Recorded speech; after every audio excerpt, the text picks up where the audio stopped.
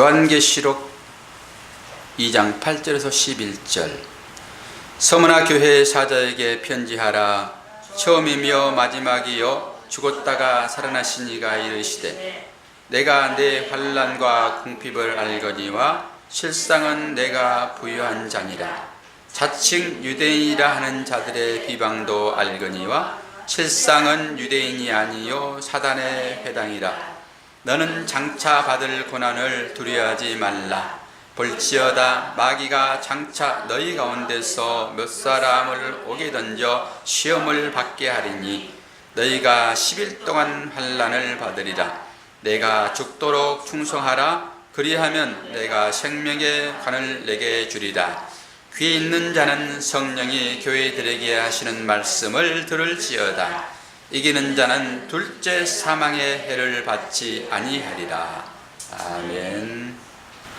오늘 또 여러 가지 환경 가운데서 여러분들의 유혹이 상당히 컸을 것입니다. 그럼에도 불구하고 그 유혹을 물리치고 이 자리에 와 계신 여러분을 축복합니다. 여러분 격려를 한번 해보십시오. 옆 분들에게 잘하셨습니다. 유혹을 떨치고 오셨습니다. 유혹을 떨치고 오신 분들이 뭐 꼭 나를 두고 한 거나 그렇게 생각하시면 우리 모두가 다 그렇습니다. 다 유혹이 있었죠. 유혹이. 다 떨치고 나오신 여러분 축복합니다. 그리고 이 자리가 복된 자리인 것을 여러분 기억하셔야 됩니다. 나는 복 있는 자입니다. 하나님의 사랑을 풍성히 받은 자입니다. 그리고 하나님께 맡기십시오. 하나님께 대한 예의는 여러분들의 생각을 내려놓는 것입니다. 여기 와서까지 여러분 생각을 갖고 있게 되면 하나님 예의가 아니에요. 예의가. 다 내려놓으시고 하나님 말씀의 길을 기울이십시오. 제일 지금 힘들고 어려운 분들이 몇 분 계시는데 그 중에서 지금 중3짜리가 제일 어려울 것입니다. 중3짜리. 저하고는 늘 그 말씀의 교제를 나눴던 그 4학년, 5학년짜리가 중3의 굴레를 쓰고 공부 열심히 하느라고 잠도 못 자고 12시까지. 고3도 있어요. 아, 고3짜리도 있군요.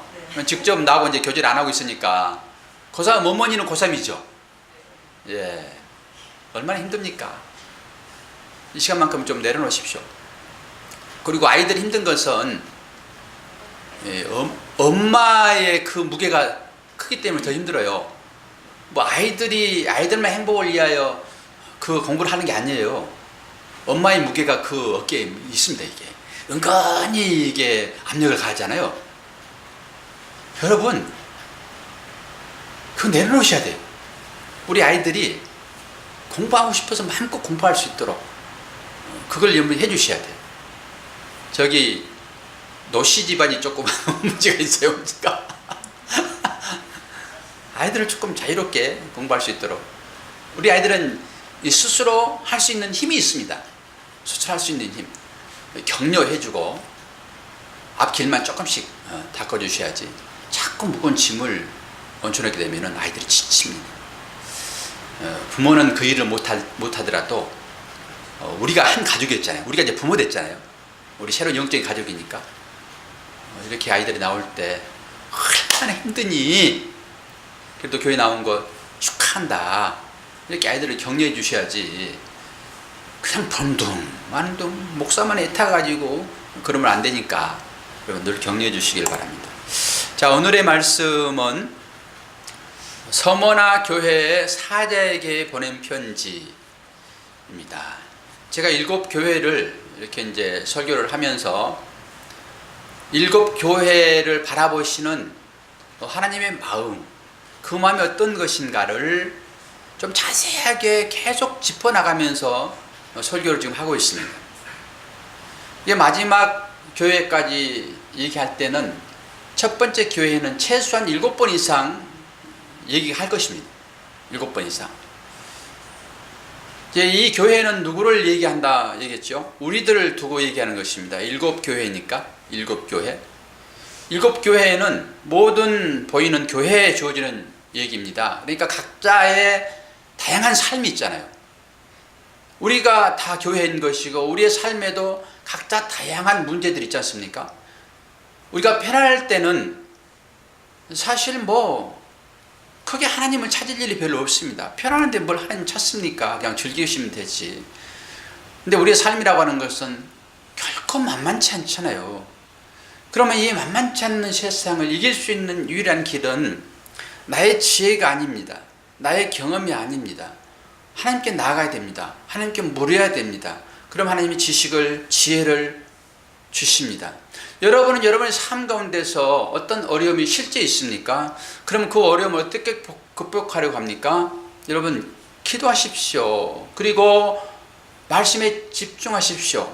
그런 말씀을 통해서 깨달음을 허락하십니다. 얼마 전에 저한테 주시는 하나님 은혜가 있었다고 말씀드렸잖아요. 예레미야서 1장을 보는데 하나님이 그렇게 예레미야에게 말씀하신 소리입니다. 그것은 그 당시에 예레미야를 선지자로 부르실 때 예레미야에게 주신 말씀이 그 말씀이라고, 예레미야 1장에 나오는 말씀이. 그런데 그 말씀이 저에게 주는 말씀으로 들려지더라라고 하는 것입니다. 그러면 이게 은혜가 되고 그게 나한테 주신 말씀이에요. 뭐라고 말씀했다고 그랬죠? 너의 입에 내 말을 두겠다라고 했다고요. 그때 제가 깜짝 놀랐다고 말씀을 드렸잖아요. 어떻게 이 추악한 이 입술 가운데 거룩한 당신의 말씀을 두시렵니까? 그 고백이 자동으로 나오더라고요. 그러면서 뭐 감동의 쓰나미가 있었죠. 이렇게 말씀을 읽을 때 하나님이 여러분을 위로하신다니까요.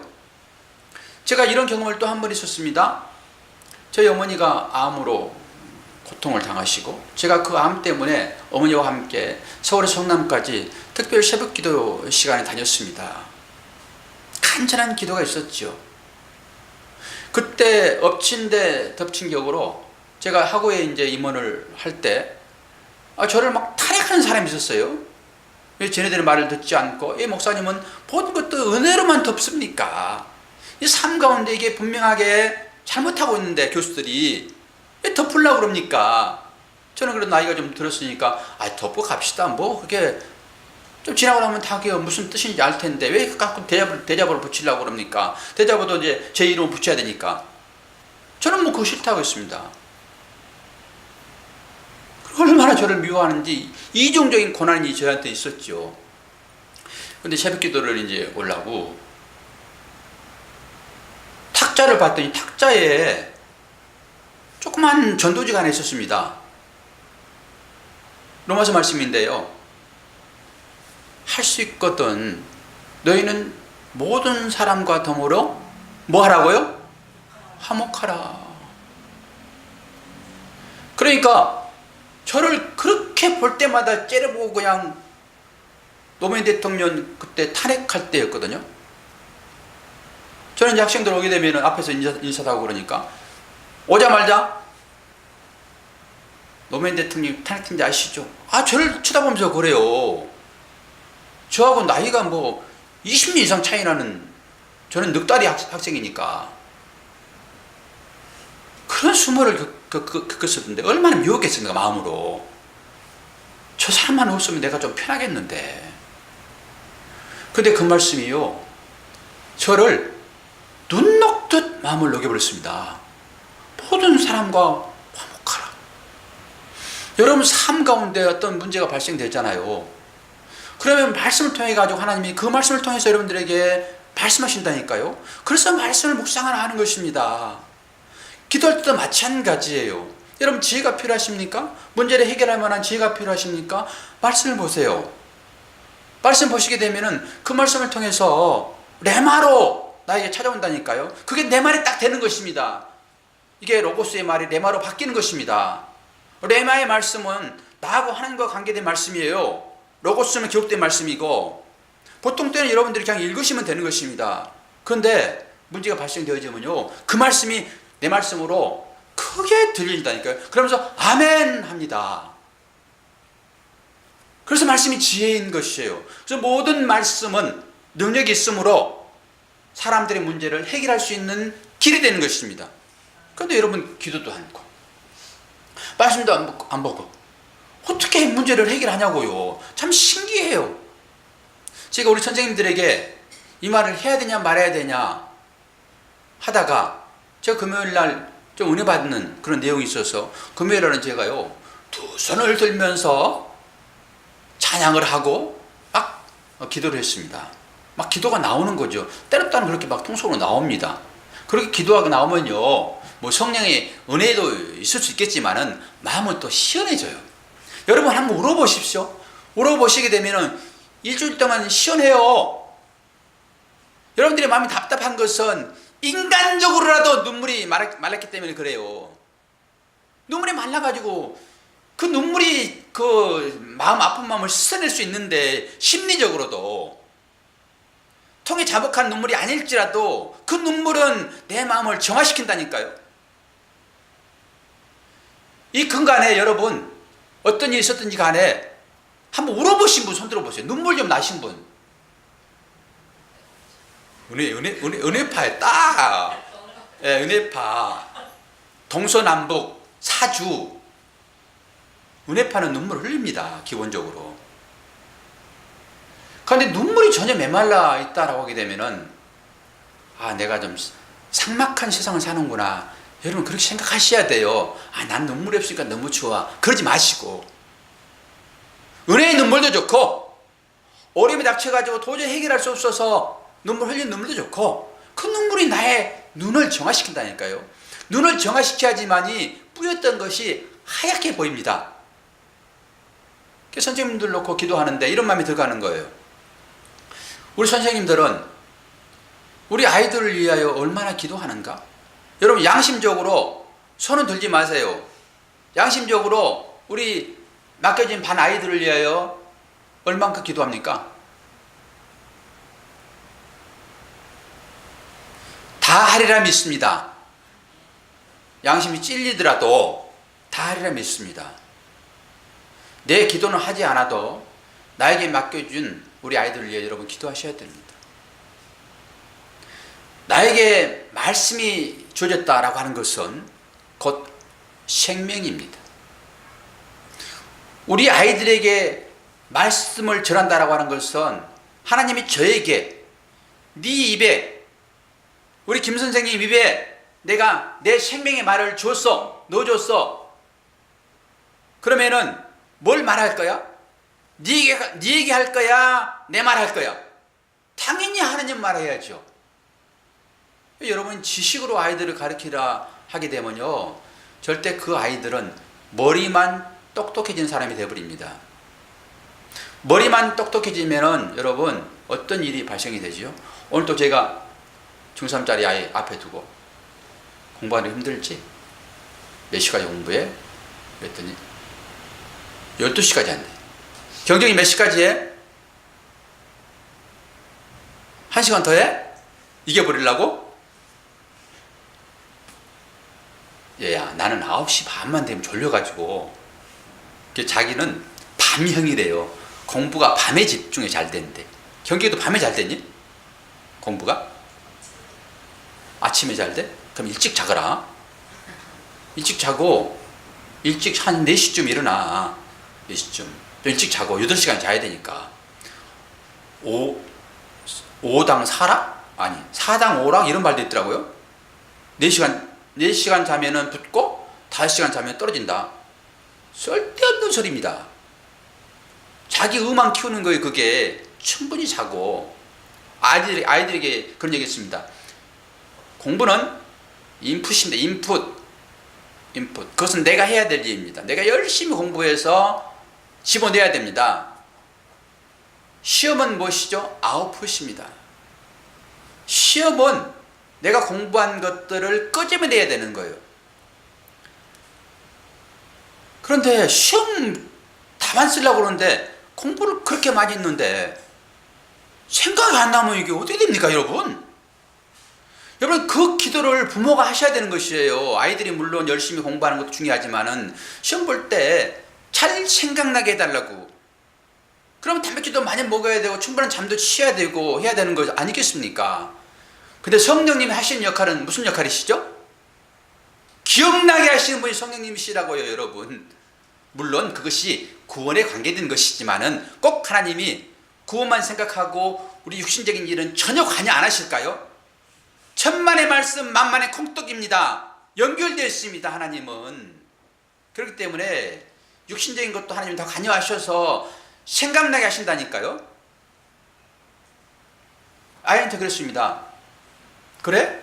그럼 뭐 때문에 공부하니? 아이가 뭐 쉽게 대답하겠습니까? 머리만 좋게 하는 공부는, 자기만을 이해하는 공부는 그 사람은 무기가 된다. 무기. 사람을 죽이는 무기가 된다. 무섭습니다. 차라리 머리가 비어가지고 옆 사람을 사랑하는 사람이 훨씬 가치 있는 생을 사는 사람입니다. 근데 머리만 크게 해가지고 사람들에게 가진 것을 전부 빼앗아서 나의 행복만 취하는 것으로 머리 좋은 사람들은 모든 사람들의 무기라니까요. 불행을 자초하는. 그런데 이 시대 공부가 어떤 것이죠? 우리 아이들에게 나가면서 얘들아, 여기 있는 전부 우리 식구들은 경쟁자가 아니다. 그랬더니 중3 학생들이 전부 다 경쟁자예요. 그렇게 나가는 거예요. 중3짜리들이. 우리는 하나님 안에서 머리만 좋아가지고 자기 배만 부리고 하는, 자기 가치만 높이려고 하는 그런 삶에서 여러분 벗어나야 됩니다. 우리 아이들에게 여러분 말씀을 가르치는 것은 바로 생명을 전수하는 것입니다. 지식을 전수하는 게 아니라니까요. 선생님들, 여러분 잘 들으세요. 여러분들에 맡겨진 그 생명은 다른 사람들에게 안 맡기고 나한테 맡긴 이유가 있다고요. 그래도 믿을만 하니까. 그래도 믿을만 하니까 여러분들에게 그 아이 맡겼는데 1년 동안 그 맡긴 아이들 말씀으로 양육하지 않냐고 어쩔 수 없어서 여러분들이 그 일을 감당한다 하게 되면은 그 아이들은 불행한 아이들 됩니다. 불행한 아이들. 더 이상 제가 그거에 대해서는 얘기를 하지 않겠습니다. 알아서 잘 판단하십시오. 안 되겠구나. 내가 아이들을 정말 사랑하는 마음으로 하려고 그러면은 여러분들이 그 아이들보다 앞서가야 돼요. 앞서가야 돼요. 그리고 이 말씀의 의미가 하나님과 어떤 관계가 있는지를 보시고 해야지. 아무리 꼬맹이들이라도 내가 이 말씀의 의미를 깨닫지 못하고 전하는 것은 지식에 불과하다. 여러분 명심하십시오. 세워가는 교회는 다음 세대를 가르치는 교회로 하나님께서 세우셨어요. 그럼 우리가 그 일에 온 마음을 쏟는 것입니다. 그 일에. 모든 분들이 다 거기에 올인하고 있다고요. 그러니까 가르치는 분들이 참 중요해요. 가르치는 분들. 깨어있기를 바랍니다. 자, 지난 주일날에 하나님께서 책망하고 칭찬하고 두 가지를 했는데 계속 짚어볼 것입니다. 지금 뭐 설교 이거 다 똑같은 내용들이니까 우리가 구태여 막 어떤 진도를 나가게 할 필요는 전혀 없습니다. 하나를 깨닫더라도 하나님의 은혜가 어떤 것인지를 알면 되는 거 아닙니까? 우리가 이 땅에 살면서 하나님 칭찬을 받고 살아야 되지, 하나님 책망받고 살면 안 되잖아요.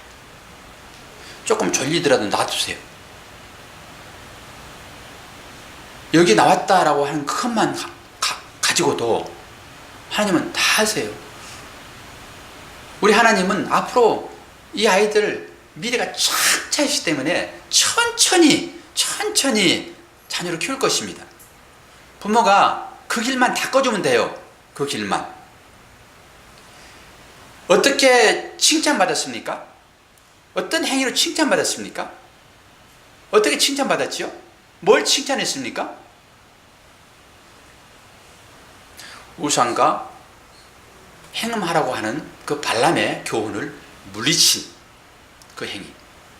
그래서 우상은, 행음은 세상으로 나간 것이라고 얘기했죠. 그리고 책망받은 것은 뭐였습니까? 처음에 행위를 기억하라. 그 첫사랑이라고 말씀드렸잖아요. 첫사랑. 첫사랑 어떤 것을 하셨습니까? 예전에 누구를 만났는데 그 첫사랑을 기억하라고? 아이고 그런 말이 아니라고 그랬죠. 하나님의 은혜로 내가 감동과 감격이 있는가? 지금도 처음 하나님 만났을 때 그 쓰나미 같은 그 감동이 지금 있는가? 이 권사님, 그 쓰나미 같은 감동이 지금도 있는가? 살아서 펄펄 뛰는가? 그게 없다 하게 되면은 그거 회복하라. 회복하지 않으면은 어떻게 한다고요? 촛대를 옮겨버리겠다.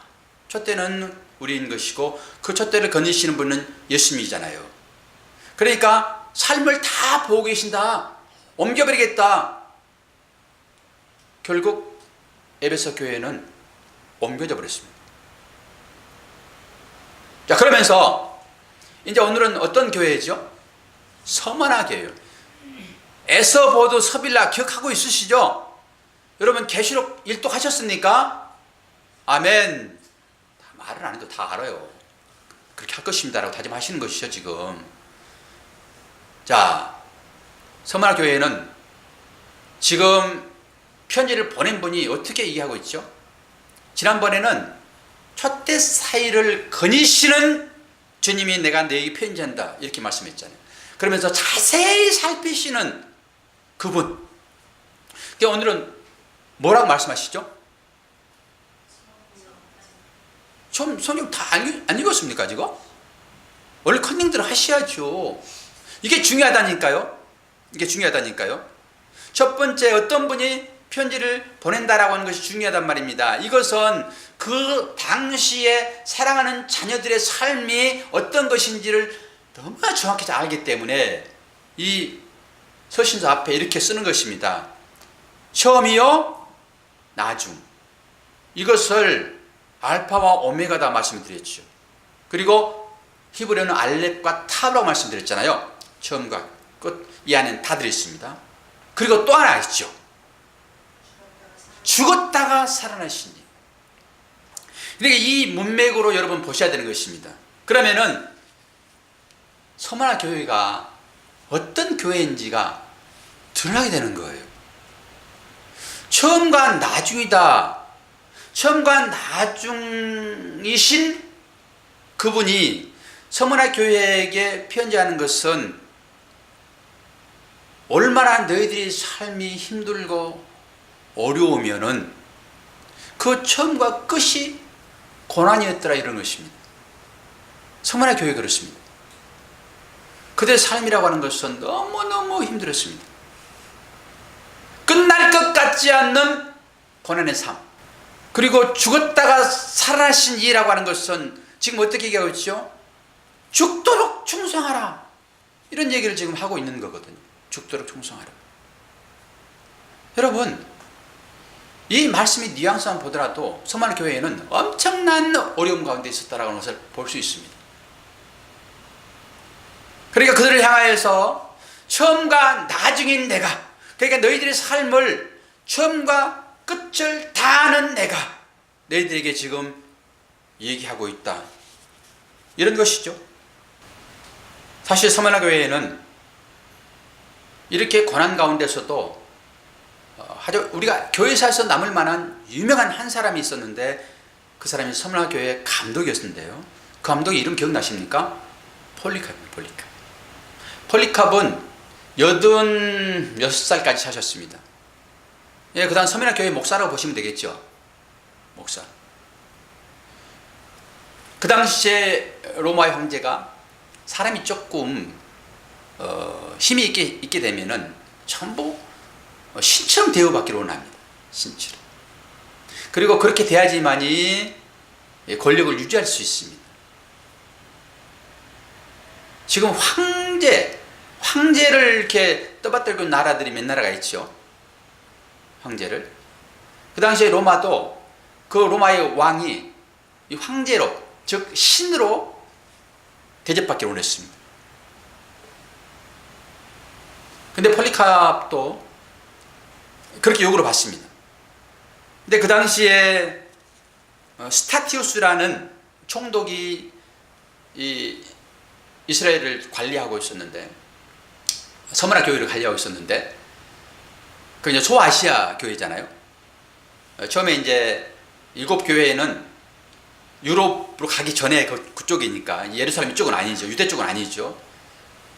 거기는 상당히 문물이 이렇게 활발하게 교환되어지고 또 항구 도시이고 이랬으니까 잘 살았겠죠. 그리고 어느 도시를 내가 지정해서 나를 섬길 수 있는 기반을 마련할까. 그랬을 때 제일 점수를 많이 받은 지역이 서머나입니다. 그래서 거기에 이제 황제를 섬길 수 있도록 기반을 다져놨겠죠. 당연히 뭐 우상도 많이 세워놨겠죠. 그러면서 이제 스타티우스 이 사람이 이제 이 폴리카바하고 중마고우입니다. 중마고. 그러니까 로마에서 파송해가지고 그 왕을 세우는 것이 아니라 현지 사람을 들어서 이제 총독을 세우는 그런 일이 있었거든요. 이 총독이 안타깝거든요. 나이가 이제 먹을 만큼 먹었는데 무슨 더 영광을 보려고 네 목숨을 자초하니? 한 번만 그냥 부인하고 로마시를 그냥 섬겨라. 그랬더니 폴리캅이 유명한 말을 남겼잖아요. 내가 86년 동안 주님은 한 번도 나를 모른다고 하지 않았는데 내가 어떻게 지금 와서 그 주님을 부인할 수 있겠니? 그랬을 때 그 병사들이 자신을 묶으려고 했습니다. 야, 묶지 말아라. 나 절대 도망가지 않을 거야. 사람이 불 속에 집어넣게 되면은 자연적으로 튀쳐나옵니다. 제가 지난번에 영상 하나를 봤는데 무슨 여인인지는 모르지만은 세 사람을 패가지고 거의 죽음 직전까지 몰아가지고 움직이지 못하는데 구덩이에 집어넣더라고요. 구덩이에 집어넣는데 그 위에 나뭇가지를 막 갖다 던지더라고요. 그리고 불을 질렀어요. 그러니까 죽은 줄 알았는데 거기서 튀어나옵니다. 뜨거우니까. 근데 한 사람은 그냥 앉아서 그 고난을 다 받고 있더라고요. 저는 그들이 믿음을 지키기 위해서 그런 줄 알았습니다. 믿음을 지키기 위해서. 그런데 그 나라 그 법이 그 음행하는 자들은 즉결 처분을 합니다. 이것은 어떤 나라든지 다 똑같습니다. 그러니까 그거 잡혀서 죽는 거라고 뒤에 제가 이제 그걸 알았는데 사람이요 이 불 가운데 들어가게 되면 뛰어나오게 되어 있습니다. 근데 폴리캅은 나는 묶지 말아라. 하나님이 나 뛰어나오지 않도록 하실 것이다. 그리고 담대하게 불 가운데 들어갔습니다. 그리고 무목거리니까 또 유명한 거룩한 기도도 하고 이제 그때 그 기도를 듣고 이 병사들이 회개하고 돌아오는 역사가 많이 있었거든요. 그러면서 너는 나를 지금 죽일 수 있지만은 나는 이 고난만 벗어나게 되면은 영원한 하나님의 품에 안길 것이다. 그러나 나를 죽이는 너는 어떻게 하냐? 영원한 불 가운데 살 것인데 빨리 나를 화형시켜라. 이렇게 죽어간 교회가 서머나 교회입니다. 서머나 감독이었습니다. 그럼 어떻게 이 감독이 이런 생명의 위기에 있는데도 불구하고 이 믿음을 지켜낼 수 있었는가? 이것은 요한계시록의 이 편지를 이 폴리캅이 읽었던 것입니다. 폴리캅도 처음에는 도망다녔다고 합니다. 여러분 잡으러 오는데 도망 안 달 사람이 어떻게 했습니까? 할 수 없어서 잡혀가 대부분 다. 할 수 없어서. 순교도 다 대부분 다 그렇습니다. 여러분 주기철 목사님이 순교당했잖아요. 그런데 주기철 목사님 믿음이 좋아가지고 그 길을 저벅저벅 걸어갔을까요? 물론 모침 그 위를 걸어가기도 하고 그렇다고 하지만 주기철 목사님이 자기 스스로 순교당했을까요?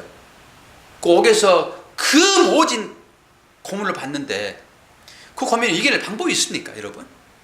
뒤집어가지고 콧물을 고춧가루 타가지고 콧물 여러분 조금만 들어가도 재채가 난리를 피우는데, 조금만 짠물만 들어가도 견딜 수가 없는데, 고춧가루 물을 부어가지고 뒤집어가지고 주전자를 그 붓는데 그 고통 여러분 견딜 수 있겠습니까?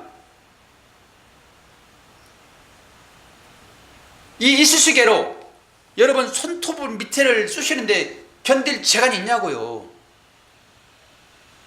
그런 모진 고난, 서대문 형무소 한번 가보십시오. 거기 가게 되면은 옛날에 독립운동하다가 고문당하는 그 현장이 그대로 전시되어 있습니다. 그 기구들, 그리고 옛날에 우리 믿음의 선배들이 당했던 그 고문 기구를 한번 여러분 그림 찾아가 한번 보십시오. 얼마나 지독한지 끔찍합니다. 근데 그들이 거기에서 나는 믿음을 지키기 위하여 나는 이곳에서 내 목숨을 버릴 것입니다, 그럴 사람이 있었겠냐고요. 카메라 가둬놓고 못나게 하니까 그거는 다 나는 것입니다. 축진 목사님 순교한 것은 사모 때문이에요. 당신 나오면 안 됩니다. 거기서 죽여야 됩니다. 그러니까 제가 지난 주일날 남편들이요, 아내 말에 예만 있습니다. 그 축진 목사님이 그 아내 말에 예하고 그냥 간 것이지, 우리가 그렇게 믿음을 지키는 것입니다. 폴리캅도 도망다니다가 마지막에는 이 계시 말씀을 보고, 그렇구나, 나를 사랑하시고 나를 지금까지 살게 하신 그 주님이 처음이요 마지막이시구나. 그분이 죽었다가 살아난 부활의 주님이시구나. 그렇지, 내가 잠깐 사는 이 세상은 찰나인 것인데 영원한 삶의 주인이 바로 우리 주님이시지. 이 편지의 서신을 보고 그가 그 화형의 현장의 주인공이 될 수 있었다라고 하는 것입니다. 말씀은 이렇게 우리들에게 힘과 능력으로 작용합니다. 힘과 능력으로. 여러분들에게 그 말씀이 다 지금 주어져 있잖아요. 지금 우리가 별 큰 문제가 없을 때 이 생시한 계시 말씀을 마음에 새겨야지만이 누구나 다 당하는 그 고난의 현장에서 여러분 이 폴리캅처럼 믿음을 지켜낼 수 있습니다.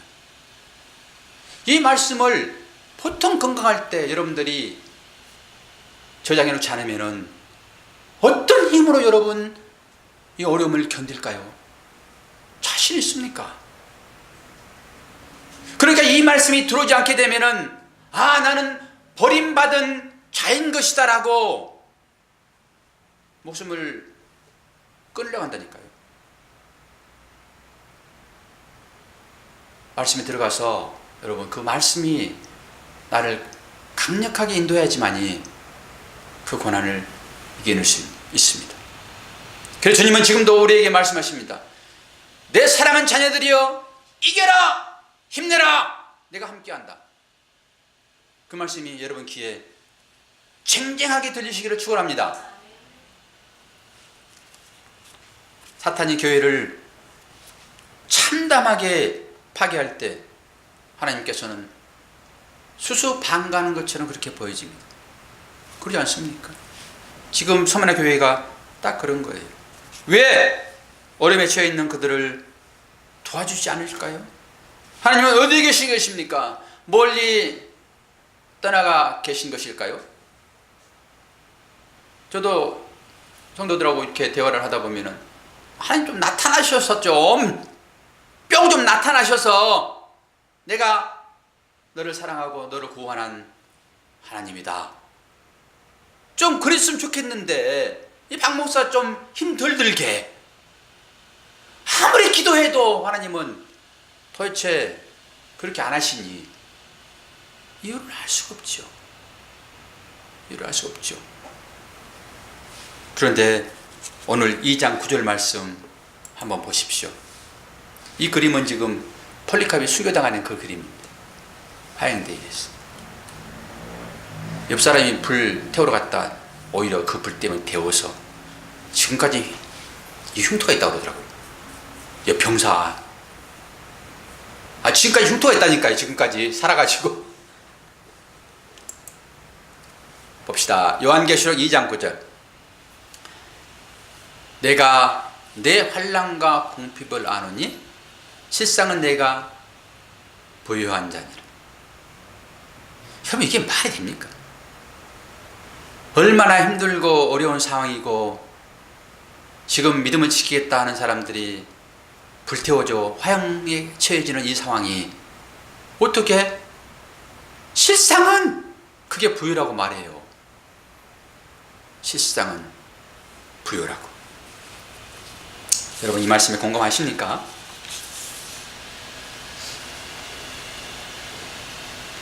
큰 환난과 궁핍에 처한 그들인데 아무런 도움을 주시지 않으심으로 하나님을 의심할 수 있는 그런 상황인데 오히려 주님은 이 모든 상황을 안다.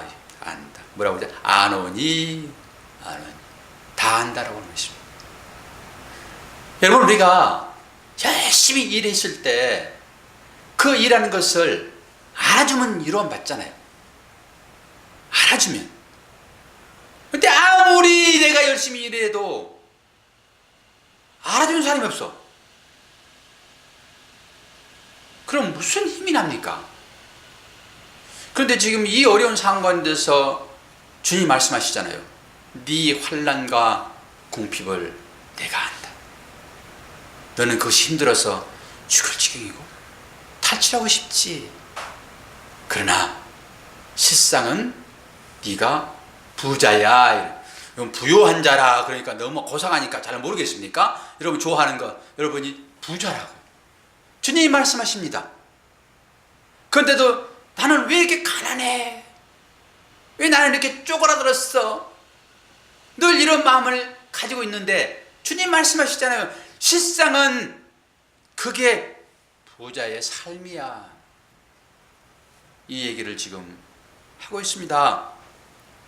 일반 산식으로는 도저히 납득하기 어렵지 않겠습니까? 여기에 비밀이 숨겨 있습니다.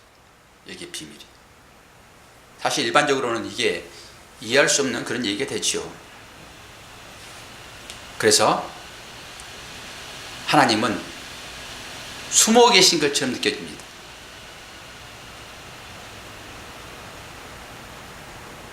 그래서 결코 믿음이 쉽지는 않습니다. 보이지 않는 것을 보이는 것처럼 믿는 것이 믿음인 것이지, 보이는 것을 누가 믿음이라고 그럽니까? 우리 마음이 보입니까, 집사님? 그런데 우리는 나는 당신을 믿습니다 그러잖아요. 보이지 않는 그 마음을 믿는 거예요. 신뢰하는 거예요. 이분은 나를 해코지 아니할 것이다라고 하는 것을 믿는 것입니다. 비록 칼을 갖고 있지만은 이분은 절대 나를 찌를 뿐이 아니냐. 이걸 믿는 것이라고 그러는 것입니다. 우리는 믿음을 어떻게 가지려고 그러냐 그러면은 나한테 유리하게 해주면 믿어요. 나한테 유리하게. 그래서 나한테 불리하게 하는 것은 절대 안 믿습니다. 이걸 믿음이라고 그럽니까? 그러니까 여러분에게 유리한 것이 무엇이고 현재 여러분들에게 불리한 것이 무엇입니까? 하나님은 여러분들을 유리하게 해준 것보다는 훨씬 더 불리한 쪽으로 많이 밀고 가잖아요, 지금요. 그런데도 어떻게 여러분이 입으로 나는 하나님 믿습니다 그럽니까? 신기한 일들이죠. 아니, 지금은 좀 어렵지만은 좀 지나게 되면은 그 하나님이 나한테 유리하게 해줄 거야. 그래서 혹시 믿나요? 이걸 하나님은 믿는 사람이라고 얘기하지 않습니다. 어떤 경우이라도 적극적으로 나를 지지하고 비록 네가 보기에는 지금 현상적으로 어려움을 주지만은 그래도 이 어려움이 지나게 되면은 분명하게 하나님 나를 영광스러운 자리에 함께 할 거야 라고 생각하고 그 고난을 헤쳐나가는 이런 분들을 믿는 사람이다. 이렇게 주님이 인정해 주시지.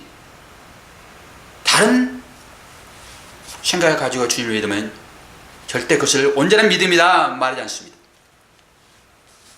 그렇다 하게 되면은 성경이 말하는 이 부요한 자, 이 부는 어떤 것일까요? 분명한 것은 이 부는 이 땅의 가치관으로 주어지지 않습니다. 이 땅의 가치관으로. 우리는 교회를 통해서 봐야 되겠죠. 요한계시록 3장 17절 라오디게아 교회에 주어지는 말씀을 보게 되면 부가 어떤 것인지 알 수 있습니다. 요한계시록 3장 17절 내가 말하기를 나는 부자라 부유하여 부족한 것이 없다 하나 내 권고한 것과 가령한 것과 가난한 것과 눈먼 것과 벌거벗은 것을 알지 못하느냐. 여기 역설입니다. 보세요. 라오디게아 교회는요 물질적으로 엄청나게 풍부했던 교회입니다. 물질적으로. 그런데 지금 실제적으로 얘기하고 있잖아요. 자기들이 나는 말하기를 나는 부자라 부유하여 부족한 것이 없다. 자칭 저기들이 그렇게 얘기하고 있습니다. 지금 자칭 타칭 부자예요. 세상적으로 교회 크게 지어놓고 자체 건물을 가지고 있으며 성도들이 1000명 이상 모이는 그런 교회 여러분 성도 되고 싶죠? 세워가는 교회도 성도가 1000명 되고 이 지역사회에서 그래도 조금 나는 저 교회 다녀요 그러면은 목에 좀 힘을 줄 만한 뭐 세상 사람들이야 기독교라고 그러니까 무슨 반응하겠습니까마는 그래도 저기 이제 옛날에 한 10년 전에 그 조그만 세워가는 교회 거기 한 20명 모여가지고 예배 드리는 그 교회 다닐 때 우리 교회 목사님 설교가 너무 좋은데 그래 하고 싶어도 말도 못하는 교회가 조그마니까 나는 은혜 받고 그러면서도 사실 다른 교회 성도들에게 말을 못하는 그때 그 교회 지금은 1000명이 넘어가지고 10년 후에 이제 그렇게 될 거잖아. 또 그럼 돼가지고 나 이 교회 다니는데 한번 와보십시오. 그 옛날 그 머시게 목사님하고 똑같은 목사님 오셨는데 설교 너무 좋습니다. 여기 생명 있습니다. 진리 있습니다. 다 그렇게 말할 분들이잖아요. 근데 지금은 교회가 너무 조그마고 유튜브에다 올려놔도 많이 해봐야 뭐 한 30명 보고 1년 지나도 뭐 그렇게 보지도 않고 나도 안 봐버리고 짜증나서 다 여러분 큰 교회 다니시러 원하시잖아요. 그런 교회가 지금 라오디게 교회란 말입니다. 빵빵한 교회. 나도 그 교회 다닌다 그러면은 자부심이 느껴지는 그런 교회. 그러면 조그만 교회 다니는 성도들은 기가 죽어가지고 그냥 우리 교회는 언제 그럴까? 빨리 떠나서 저 교회 가야 되겠네. 근데 목사님이 새벽마다 통성 기도해버리니까 가지도 못하고 나를 위해서 조지해버리면 어떻게 하지? 꼭 잡혀가지고 그냥 그런 큰 교회에 가고 싶으면 여러분도 가시면 되지. 저는 그런 기도 안 하니까. 그냥 지금 가면 안 되고 1000명이 돼서 여러분 빠져나가더라도 전혀 표가 안 났을 때 봐요. 한 번만 빠져도 혼하잖아요. 여기가 지금 마라산도 없고. 라오디게 교회가 지금 그런 교회입니다. 부자요. 부자가 그렇습니다. 그런데 주님이 지금 뭐라고 말씀하시죠? 너는 공고한 거야. 너는 가련한 거야. 너는 가난한 거야. 눈도 멀었네? 그러니까 벌거벗은 것을 알지 못하지.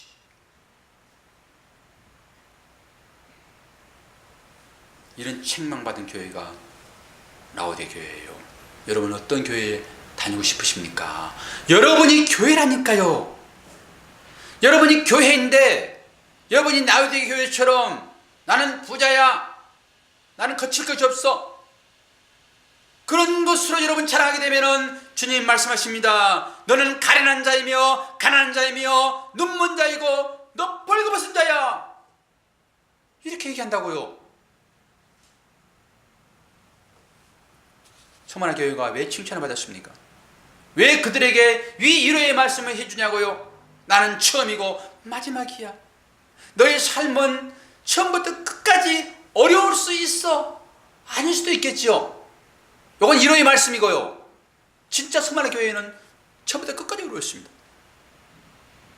그럼 여러분도 그 교회를 닮아가십시오. 그럼 또 상처받을 거잖아요. 여러분은 상처 안 받을 거예요? 그러니까 이제 알아서 해석을 하시면 되는 것이고, 왜 주님이 이런 말씀을 하셨어요? 왜? 뭐라고 말씀하세요? 자, 내가 죽도록 충성하라. 그러나 10일 동안만 환난이 있으리라. 10일은 어떤 거예요? 10일은 정해진 기간이란 말입니다. 실제로 고난 중에 있게 되면요, 10일은 엄청나게 긴 시간처럼 보여질 것입니다. 상고를 겪는 삶처럼. 그러나 굳이 열흘이라고 못을 박는 것은, 그 고난 중에 있는 서문화 교인들에게 열흘이라고 시한을 준 것은 금방 지나갈 거야, 이런 거였습니다. 조금만 참아라. 조금만 참아라. 그런데 건져주지 않고 뭐라고 얘기를 하고 있습니까? 좀 죽도록 충성하라. 오히려 그러고 있어요, 지금. 이게 엎친 데 덮친 격이 아닐까요? 그러면서 생명의 간을 내게 줄 것이다. 귀 있는 자들은 성령이 교회들에게 하신 말씀을 들을지어다. 이렇게 서문화 교회처럼 참고 인내하고 견디는 자들은 내가 둘째 사망에 들지 않도록 할 것이다. 이게 소망입니다. 우리 아이들에게 이런 얘기를 아침에 했어요. 얘들아, 나팔 소리가 들릴 거야. 그런데 그 나팔 소리는 하나님의 자녀에게만 들려진다. 그 나팔 소리 들릴 때 화들짝 교회 나와야 돼. 애들한테 교회 일찍 나오라고 이제 그런 소리 한 거죠. 그 소리는 우리를 하나님의 나라로 초청하는 소리야. 이 소리를 들을 수 있는 기가 필요해. 듣는 자는 다 하나님 나라 갈 것이다. 그리고 남겨진 자들이 있을 것인데 여기가 지옥이야. 하나님이 그때 여기다 불만 던지고 가버리셔. 지옥이 다른 데 있는 게 아니야. 이것이 지옥이야. 나빠지를 잘 듣고 부를 때 가야 돼. 하나님이 우리를 다 소개시키시고 이곳에 불 딱 던지면 끝이야. 우리는 영원히 그 하나님 나라에서 풍악을 울리며 찬양하며 그분과 하나 돼서 동실동실 춤추는 축제 삶을 살지만은, 그렇지 않는 이 땅에 나머지 있는 사람들은 그 불 가운데서 영원히 살 거야. 이게 바로 둘째 사망의 해입니다. 그러나 현실은 너무 힘들잖아요. 녹록치 않잖아요. 그래서 그 삶을 살고 있는 서문화 교회인 우리들에게 찾아오셔서 나는 처음과 나중이야. 다 알아. 너희들 충성해. 너희들을 통해서 내가 나를 드러낼 거야. 너희들의 삶을 통해서, 서문화 교회인 너의 삶을 통해서 세상에게 나를 드러낼 거야. 나를 드러낼 수 있는 방법이 다른 걸로는 안 돼. 많은 거짓 선자들이 얘기하지, 너 잘 살면은 다른 사람이 너 보고 쫓아갈 것이다라고 그렇게 복에 대해 설명하고 있지. 아니야, 가짜들이야. 나는 절대 그런 말 한 적이 없어. 참고 이기라고, 견디라고만 얘기했어. 환난의 인내를, 인내는 연단을, 연단은 소망을 준다고 늘 얘기했어, 내 제자들에게. 근데 왜 엉뚱한 걸로 나를 드러내려고 하니? 나는 다른 방법을 알려주지 않았어. 서문화 교회 성도들아, 이렇게 해야지만이 내가 그들 가운데 드러나는 거야. 참어, 조금만 이겨. 내가 지금 당장 가서 너희들을 끌어내고 싶지만은 그러지 않아. 참고 마지막까지 좀 견뎌줄래? 이 부탁을 저와 여러분에게 지금 주님이 하고 계신 것입니다. 처음이요 나중된 자. 절대 하나님을 잘못 믿게 되면은 바른 신앙의 고백을 할 수 없습니다.